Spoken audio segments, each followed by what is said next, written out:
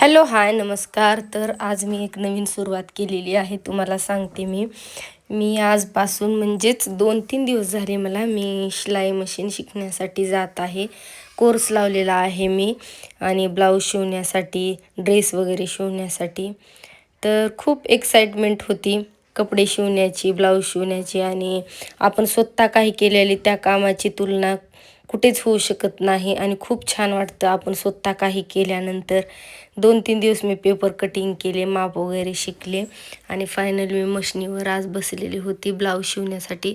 ते काय फायनली लवकर होणार नव्हतं हे मला माहिती आहे.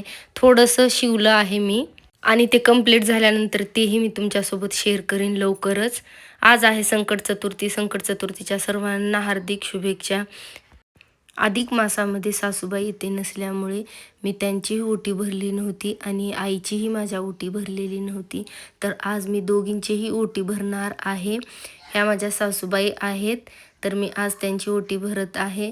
सासूबाई नावाला आहेत त्या, फक्त पूर्ण आईचं कर्तव्य पार पाडतात ते माझ्यासाठी. हर संकटात माझ्या खंबीरपणे उभ्या असतात त्या. मी खूप लकी आहे की माझ्याकडे 2 आई आहेत. त्या सासूच्या रूपात माझ्यासाठी आईच आहेत.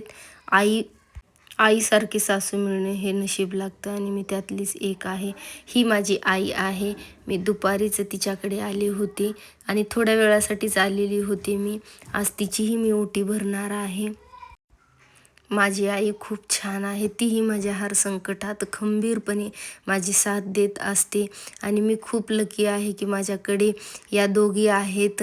त्यामुळे मला कोणत्याच गोष्टीची कमतरता कधी भासत नाही. हर संकटाला मी मात देऊ शकते त्या दोघींची साथ असली की माझ्यासोबत. आज त्या दोघींची ओटी भरून खूप छान वाटलं. लेट झालं होतं त्यामुळे मनात कुठेतरी असं वाटत होतं की बाबा आपल्याला लेट झालं हे करण्यासाठी. पण हरकत नाही, मला दोघींचीही एकदाच ओटी भरायची होती.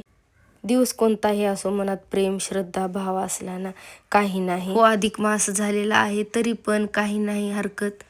आणि पप्पांसाठी छोटंसं गिफ्ट घेऊन गेले मी. त्यानंतर मी घरी आले आणि स्वयंपाक बनवला. तर आजचा दिवस माझा असा होता. भेटूया पुढच्या व्हिडिओमध्ये. Okay, bye.